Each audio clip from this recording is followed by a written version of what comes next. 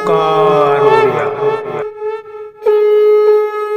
नमस्कार फ्रेंड्स, ओंकार ओडिया चैनल रे आपण मानक स्वागत। फ्रेंड्स, आज ये क्षुद्र वीडियो रे जो शक्तिशाली तंत्रोक्त जिनसटी को शेयर करूची, याकू आपण माने निजर तकिया तले रखिकी शयन करंतु। सही व्यक्तिंकर स्मरणार्थे जहाँकू आपण बशीभूत करने चाहूँगी, से पुरुष हूँ वा नारी, एवं आपंकर कौन उद्देश्य थाऊ ताहा कौन नारी को लेकर संभोग वशीकरण होता अथवा तांकु लेकर आपंकर कौन प्रकार स्वार्थ सिद्धि होता अथवा कौन पुरुष को आपण जदि कौन मंगलकर कार्य व्यवहार करने चाहूँगी, मात्र से पुरुषटी राजी हो न थाए ताहा मध्य होता अथवा आपंकर उपरिस्थ ऑफिसर बॉस भी होता, जहाँ को लेकर आपंकर चाकरी कर्मवृत्तिर अग्रगति अच्छी कौन क्षेत्र होता से ही व्यक्ति पुरुष व नारी स्मरणार्थे यही शक्तिशाली तंत्रोक्त जिनसटी को आपण मैंने निजर तकिया तले रखिक शयन करंतु एवं सेही रातिरे ही सेही व्यक्ति नारी व पुरुष स्वप्नाघात हब एवं आपनकर उद्देश्य जहाँ मन भितर अच्छी तांकु ताहा स्वप्न निदर्शन हब एवं परवर्ती रात्रि पाइबा मात्र ही सेही व्यक्ति नारी व पुरुष आपनकर सह मिलन हेबे एवं आपनकर समस्त अभीष्ट परिपूर्ण हब। यह कौन सी आपनकर मंत्रोक्त चमत्कार नुहे, केवल तंत्रोक्त चमत्कार श्रीहरि विष्णुंकर माया। यही तंत्रोक्त शक्तिशाली जिनसटी श्रीहरि विष्णुंक सह संपृक्ति, जहाँकि सूक्ष्म विधि मते जदि या व्यवहार करा जाए तेबे जो पुरुष व नारी को आपण माने चाहूचंती जीवन भितर से आपनको अचिरे प्राप्त होइतांती एवं आपनकर समस्त अभीष्ट को मध्य परिपूर्ण करितांती। तेबे एई शक्तिशाली तंत्रोक्त जिनसर जो सामान्य व्यवहार आपण माने ए जिनसटी को कोठु पाइबे एवं केउ मते व्यवहार करिवे ताकू जानिया पई वीडियो शेष पर्यंत देखंतु।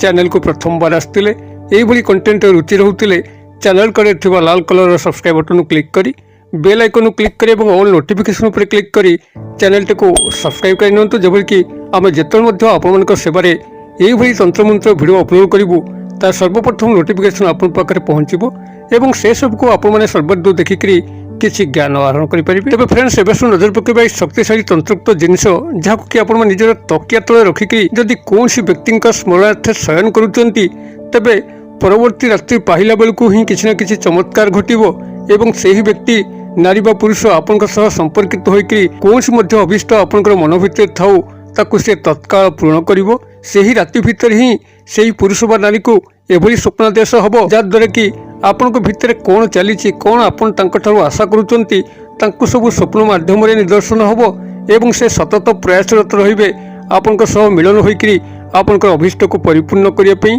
आपनकर एही शक्तिशाली तंत्रोक्त जिनसटी मात्र 5 ରୁ 10 टंका विनिमय रे पाखे थिबा पूजा सामग्री दुकान हो पुटी बणिया पंसारी भाई दुकान हो सेठारु क्रय करि परिबे।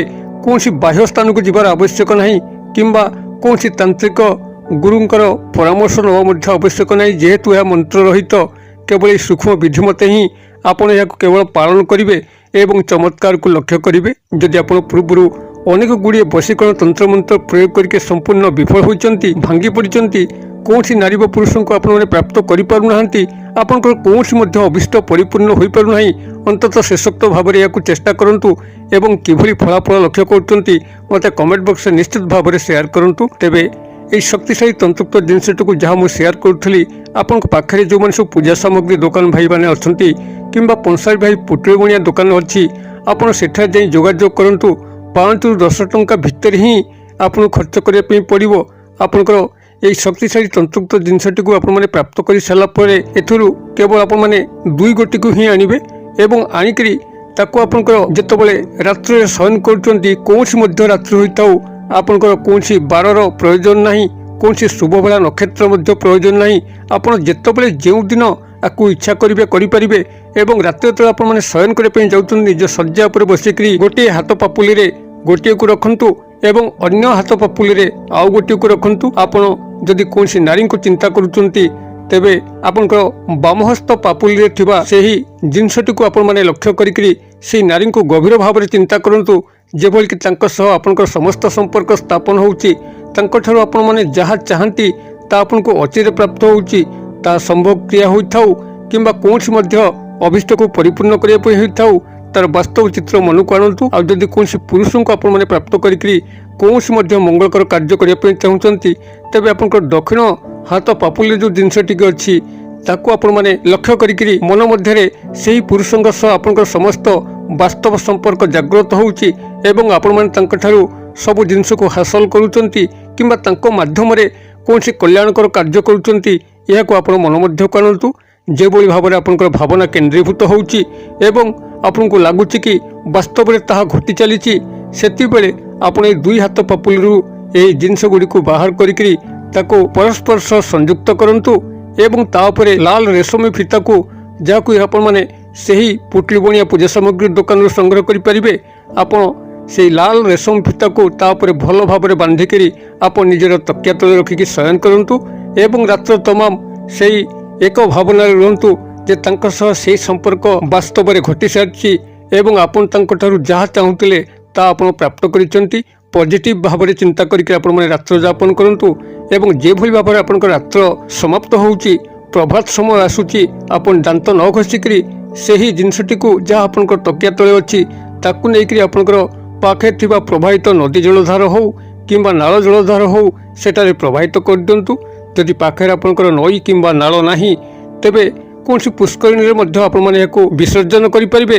ଯଦି ପୁଷ୍କରିଣୀ ମଧ୍ୟ ନାହିଁ, ତେବେ ଆପଣଙ୍କର ଗୃହ ପାଖାପାଖି କୌଣସି ତ୍ରିଛକି ସ୍ଥାନ ଥିବ କିମ୍ବା ଚୌଛକି ସ୍ଥାନ ଥିବ, ଯେଉଁଠିକି ଗୋଟିଏ ଛକରୁ 3 ଦିଗକୁ ରାସ୍ତା ଥାଏ କିମ୍ବା 4 ଦିଗକୁ ରାସ୍ତା ଥାଏ, ଆପଣ ସେ ସ୍ଥାନରେ ମଧ୍ୟ ଏହାକୁ ଛାଡ଼ିକରି ଚାଲି ଆସିପାରିବେ। ତେବେ ଯେଉଁ ସମୟରେ ଆପଣମାନେ ଏହାକୁ ନଦୀ ଜଳ କିମ୍ବା ନାଳ ଜଳରେ ବିସର୍ଜନ କରିବେ କିମ୍ବା ଚୌଛକି ତ୍ରିଛକି ସ୍ଥାନରେ ଛାଡ଼ିକରି ଆସିବେ, ସେହି ସମୟରେ ଆପଣଙ୍କୁ ଯେମିତି କେହି ନ ଦେଖନ୍ତି ଆପଣ ଏଥିପ୍ରତି ସତର୍କ ଥିବେ ଏବଂ ଗଲାବେଳକୁ ଆପଣମାନେ ଖାଲି ପାଦରେ ଯାଇଥିବେ ଏବଂ ଖାଲି ପାଦରେ ଫେରିବେ। ବାଟରେ କାହା ସହ କଥାବାର୍ତ୍ତା କରିବେ ନାହିଁ।